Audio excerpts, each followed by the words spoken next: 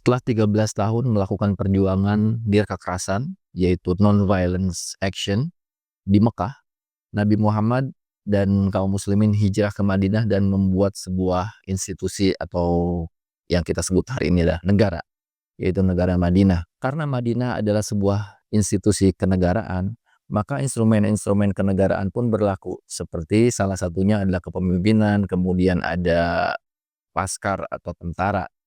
Dan sebagai negara punya hak untuk mempertahankan diri. Oleh karena itu, di tahun-tahun awal negara Madinah ini belum kuat, tapi tiba-tiba ancaman dari negara Mekah, Quraisy itu sudah terlihat lebih semakin jelas, dan akhirnya terjadilah sesuatu yang tidak diinginkan, yaitu perang. Karena dalam Al-Quran disebutkan bahwa perang itu ada sesuatu yang kalian benci. Semua orang benci perang. Tetapi dalam hukum internasional, bahkan hukum internasional hari ini, perang adalah sebuah mekanisme yang realistik ketika proses negosiasi buntu dan ketika kezaliman terjadi, maka sebuah negara dengan institusi yang resmi, dengan dilindungi oleh hukum internasional, mereka bisa angkat senjata. Oleh karena itu Nabi Muhammad dengan berbagai keterbatasan negara yang baru didirikan, tentara belum begitu terlatih, alat-alat belum lengkap, mereka akhirnya harus keluar dari Madinah dan menemui musuhnya di daerah Badar. Maka terjadilah perang pertama dalam sejarah Islam yang itu menjadi sebuah tonggak yang sangat penting, yaitu Perang Badar. Perang Badar ini adalah perang yang sangat timpang dalam hal kekuatan. Kekuatan muslimin itu sekitar 300, tetapi dari kafir Quraisy jumlahnya lebih dari 1000, lebih dari 3 kali lipatnya. Sampai Rasulullah sebelum berperang itu berbalik dulu, kemudian menyendiri dan berdoa kepada Allah. Ya Allah, jika Engkau musnahkan kami hari ini, maka mungkin tidak ada lagi umat manusia yang menyembah-Mu. Maka bantulah kami, tolonglah kami. Maka dalam Al-Quran disebutkan bahwa Allah menurunkan junudun lan tarah, yaitu tentara-tentara yang tidak terlihat. Sebagian ulama mengatakan bahwa itu adalah simbol, yaitu yang dikirimkan bukan dalam bentuk tentara, tapi dalam sakinah, yaitu ketenangan, ketiadaan rasa gentar dan tidak adanya rasa takut. Ketika seseorang tidak punya rasa takut, satu orang muslimin bisa mengalahkan 3-4 orang. 1 banding 3 tidak ada artinya. Ada juga ulama yang mengatakan itu betul-betul tentara malaikat yang datang dalam berpakaian putih. Itu berbagai penafsiran, bisa simbolik, bisa caril. Tetapi apapun bentuknya itu adalah pertolongan Allah, dan buktinya Perang Badar bisa dimenangkan. Kemenangan yang sangat gilang gemilang. Makanya disebutkan bahwa begitu sering terjadi di mana fiatin qalilatin, yaitu kelompok yang kecil bisa mengalahkan fiatan katsiratan atau fiatan kabiratan, jadi kelompok yang besar. Ya, jadi jumlah itu tidak menjadi berarti ketika kita punya keyakinan. Tetapi sesuatu yang menarik terjadi bukan ketika perangnya, tetapi ketika peperangan itu dimenangkan oleh umat Islam. Karena begitu euforia, excited dengan kemenangan yang gilang gemilang dan tidak terduga ini, tentara-tentara muslim ini euforia dan mengambil harta ghanimah, harta rampasan, yang itu adalah hal yang sah dalam sebuah perang, diambil harta ghanimahnya. Tetapi ada beberapa orang yang menyakiti mayat-mayat yang sudah meninggal gara-gara kesal. Karena ini bayangkan orang-orang muhajirin dari Mekah itu diusir ke Madinah, kemudian sekarang bertemu dengan orang-orang Mekah yang dulu mengusirnya. Sehingga ketika melihat mereka dalam keadaan tidak berdaya, mungkin disakiti.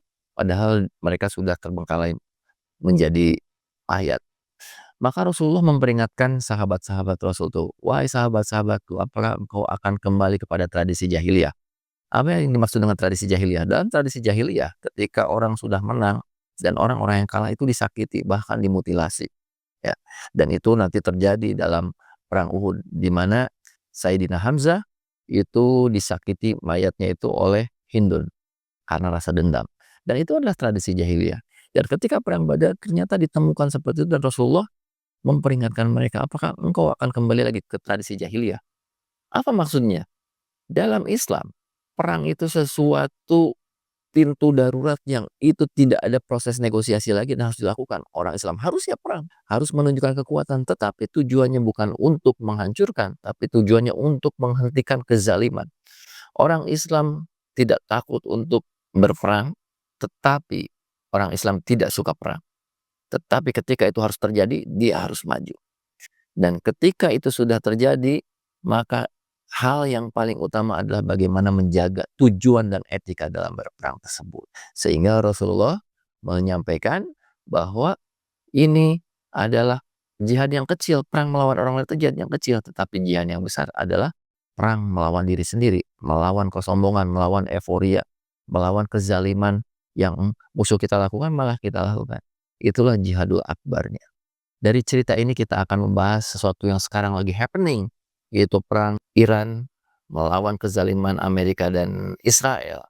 Mungkin ada yang bertanya-tanya, sebetulnya dalam Islam itu perang itu seperti apa? Kita akan bahas di podcast episode hari ini. Dengarkan, rasakan, ayo mulai. Tobi Amelie menginspirasi. Nah, setidaknya ada 3 poin yang akan kita bahas seputar perang ini. Tapi sebelum itu saya ingin bercerita dulu.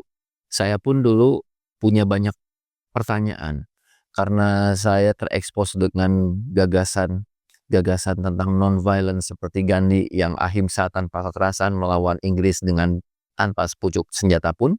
Itu adalah sebuah taktik atau strategi non-violence atau ahimsa. Sampai saya punya kesimpulan, kenapa dalam Islam ada perang?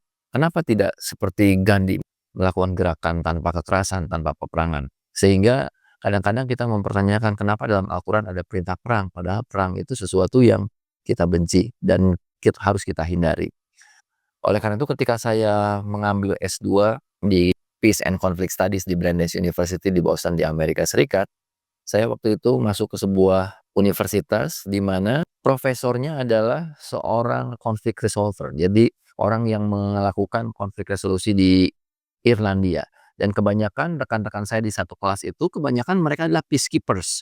Ada pekerja NGO, ada yang bekerja di PBB, lembaga-lembaga PBB, yang mereka salah satunya adalah menggunakan kekuatan senjata untuk menghentikan perang. Jadi saya waktu itu merasa bahwa ini saya salah jurusan karena jurusan yang saya belajar itu namanya Peace and Conflict Studies itu ternyata menjadikan perang sebagai salah satu instrumen untuk menjaga perdamaian, yaitu ada pasukan bersenjata untuk menghentikan peperangan di sebuah daerah. Jadi jurusan tempat saya kuliah ternyata dia bukan menganut Gandhi yang non-violence, tetapi lebih pragmatis, realistik, menggunakan kekuatan-kekuatan senjata untuk menghentikan peperangan. Dari situ saya menjadi tersadar, ternyata apa yang saya yakini tentang non-violence bahwa tidak ada kekerasan, tidak ada peperangan, itu pada konteks-konteks tertentu memang berbeda, tidak relevan, ya. Sehingga kekuatan bersenjata, kekuatan persenjataan, dan instrumen perang sebagai bagian dari sebuah mekanisme yang dilindungi hukum internasional adalah sesuatu yang sah dan sangat realistis. Dari situ saya sadar bahwa Islam itu agama yang wasato, agama yang tengah-tengah. Di satu sisi dia sangat pro perdamaian, anti kekerasan, tetapi di sisi lain juga bahwa ada sebuah fenomena kekerasan yang harus dihentikan oleh kekuatan. Jadi kalau kita bandingkan ada yang utopis yang tanpa kekerasan, kemudian ada yang menggunakan kekerasan, maka Islam adalah anti kekerasan tetapi tetap siap dengan kekuatan untuk menghentikan kekerasan. Maka di sanalah ada instrumen peperangan. Ada instrumen perang. Dalam Islam ada mekanisme perang, tetapi mekanisme perang itu diatur begitu ketat. Oleh karena itu kita akan bahas bagaimana Al-Quran dan sejarah bicara tentang perang ini. Minimal ada 3 poin yang bisa kita angkat. Yang pertama, dalam Al-Quran kata jihad itu diulang sampai 41 kali. Tetapi hanya kurang dari seperempatnya itu bicara tentang perang dalam bentuk fisik. Sisanya yaitu 3/4-nya, 75% dari ayat-ayat tentang jihad itu semuanya tentang jihadun nafs, tentang peperangan yang sifatnya non fisik. Dan inilah semangat dari Islam, yaitu menegakkan keadilan, kemudian pensucian diri, kebaikan tanpa kekerasan. Jadi jihad dalam Islam itu ketika ngomongin jihad, maka itu adalah jihad tentang jihadun nafs kebanyakan. Hanya 1/4-nya itu tentang jihad fisik. Dan ketika ngomongin jihad fisik pun nanti bisa dicek di berbagai ayat. itu semuanya adalah tentang etika perang, tentang menghentikan perang ketika ada kecenderungan untuk perdamaian yang hakiki, yang sejati. Kemudian larangan untuk melampaui batas. Ya, jadi semuanya tentang etika dan moral perang, bukan tentang bagaimana menghancurkan orang lain. Karena dalam Islam, membunuh satu manusia seolah-olah membunuh seluruh manusia. Ya, dan menjaga satu kehidupan manusia itu seolah-olah menjaga kehidupan. Jadi dalam Islam menjaga kehidupan itu sesuatu yang sangat sakral. Maka perang itu dalam konteks itu. Ketika kezaliman harus dihentikan. Seperti yang terjadi sekarang. Tidak mungkin menghentikan Israel dan Amerika tanpa senjata. Bahasa mereka adalah bahasa senjata. Itu yang harus kita sadari. Tetapi yang harus melakukan adalah sebuah negara yang resmi yang dilindungi oleh undang-undang. Jadi saya tidak setuju dan Islam tidak melegitimasi tentang terorisme karena terorisme bukan dilakukan oleh negara, tetapi dilakukan oleh kelompok-kelompok kecil yang menggunakan kekerasan tanpa aturan. Sementara sekarang Iran adalah sebuah negara yang dilindungi oleh hukum, mereka punya right to defend themselves, punya hak untuk mempertahankan diri, tetapi dengan moral. Bagaimana kita melihat sekarang pemimpin Iran yang begitu berwibawa dan berkarisma dan hari ini menyatukan umat Islam, bukan hanya umat Islam, umat manusia untuk menyuarakan keadilan. Tuh, jadi tentang jihad, bagaimana kita melihat bahwa jihad itu lebih pada jihad nafs, tetapi pada satu titik ketika harus jihad dalam bentuk perang yang penuh dengan nilai-nilai etika dan moral. Yang kedua, dalam sejarah Islam, Nabi Muhammad pun berperang. Setidaknya yang tercatat tidak kurang dari 27 perang sepanjang hidupnya, baik Satiyah maupun Ghazwah. Ya, jadi perang-perang ini ada ekspedisi-ekspedisi yang diikuti oleh Nabi dan ekspedisi yang tidak diikuti oleh Nabi. Dan dari 27 perang itu, 15 diantaranya tidak ada kontak senjata. Loh, kok perang tidak ada kontak senjata? Karena tujuannya perang itu bukan berperangnya, tapi bagaimana menghentikan kekerasannya. Jadi dalam Islam itu ada sebuah taktik bagaimana membuat musuh gentar agar mereka tidak mau berperang. Sehingga dengan gentar itu membuat mereka takut, perang jadi tidak jadi. Sehingga tidak ada korban dari dua belah pihak. Dan itulah tujuan dari menunjukkan kekuatan. Makanya ada beberapa taktik di mana umat Islam itu kalau berperang membagi kelompoknya, kemudian kuda itu sedemikian rupa kakinya sehingga asap-asap atau debu dari padang pasir itu mengepul ke atas seolah-olah ada ribuan tentara padahal jumlahnya sedikit. Ya, jadi banyak sekali taktik-taktik itu. Taktik-taktik membuat gentar. Salah satunya juga ada yang mengecat rambutnya agar kelihatan semuanya itu masih muda gitu. Itu menjadi salah satu pengecualian di mana mengecat rambut menjadi sesuatu yang boleh. Ya, jadi itu banyak sekali taktik-taktik untuk menghentikan kekerasan. Ya tadi 15 dari 27 perang ternyata tidak jadi kontak senjata dan itu adalah sebuah keberhasilan. Kemudian dari 27 perang itu semuanya konteksnya defensif, tidak ada yang ofensif. Defensif kenapa? Karena waktu itu misalnya ada pembunuhan diplomat seperti yang terjadi di Sumur Maunah yang akhirnya Rasulullah berdoa dan dari sana lahirnya yang namanya Qunut Nazilah. Jadi karena diplomat-diplomat Islam disakiti dan dibunuh, maka itu adalah sebuah pelanggaran hukum internasional. Ketika seorang diplomat dibunuh itu adalah pelanggaran hukum internasional, maka terjadilah peperangan. Kemudian ada pengkhianatan terhadap perjanjian, ya. Kemudian penyerangan dan lain-lain. Jadi semua perang yang dilakukan oleh Nabi Muhammad dan umat Islam itu konteksnya defensif, mempertahankan harga diri dan hak yang dasar. Jadi bukan sekadar perang, bukan perang-perang yang sifatnya ekspansif. Kemudian yang perlu diingat juga, hal ketiga adalah bahwa perang ini dilakukan oleh sebuah institusi resmi yaitu negara seperti yang tadi sudah disebutkan.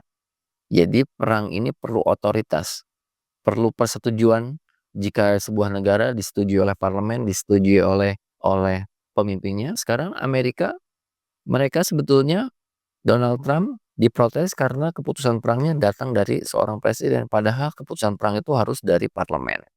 Jadi tetap itu secara internal harus konstitusional, secara hukum internasional itu harus align dengan perjanjian-perjanjian hukum internasional. Dan yang terakhir adalah bahwa ketika kita melihat kehidupan Nabi Muhammad dalam masa kenabiannya yang dihitung 23 tahun, sekitar kalau hari itu 8.000 hari, maka perang dari 27 perang itu andai saja perang itu 10 hari maksimal, perang itu ada yang 1, 2 hari, ada maksimal 10 hari, anggap saja 10 hari, maka 270 hari dibanding dengan 80.000 hari kenabian sepanjang kenabiannya. Maka Nabi Muhammad itu menghabiskan waktu untuk perang itu tidak lebih dari 3% saja. Artinya, sisanya 97% kehidupan Nabi diisi dengan masa-masa damai. Sehingga kalau ada yang mengatakan bahwa Nabi suka perang dan tukang perang, berarti dia tidak berbasis data. Karena faktanya bahwa Nabi menghabiskan waktu untuk berperang tidak lebih dari 3% saja. Artinya energi terbesar kita adalah untuk membangun dunia ini, membangun bumi ini sebagai khalifah sehingga bumi ini menjadi bumi yang penuh kemakmuran dan kedamaian. Dan itulah tujuannya. Perang dilakukan hanya sebagai pintu darurat yang itu ketika proses yang lain tidak bisa dilakukan. Tetapi kita sebagai umat Islam harus siap untuk menciptakan perdamaian, tetapi harus kuat juga untuk menghentikan kekerasan dengan kekuatan yang kita miliki, tentu saja sesuai dengan hukum-hukum internasional dan nilai-nilai value-value yang diajarkan dalam Al-Quran. Demikian, mudah-mudahan kita bisa memahami konteks hari ini, apa yang sedang terjadi dengan cara pandang yang proper. Apa tips untuk kita dalam menghadapi situasi seperti ini? Saya akan sampaikan di segmen terakhir. Tips penuh arti, belajar hidup dengan hati. Pasti Anda dan kita semua khawatir pada hari-hari ini, apakah akan terjadi perang dunia ketiga? Dan mungkin kekhawatiran itu membuat kita menjadi pesimis atau menjadi melihat dunia ini begitu kelam sehingga bagaimana menjalankan kehidupan sehari-hari.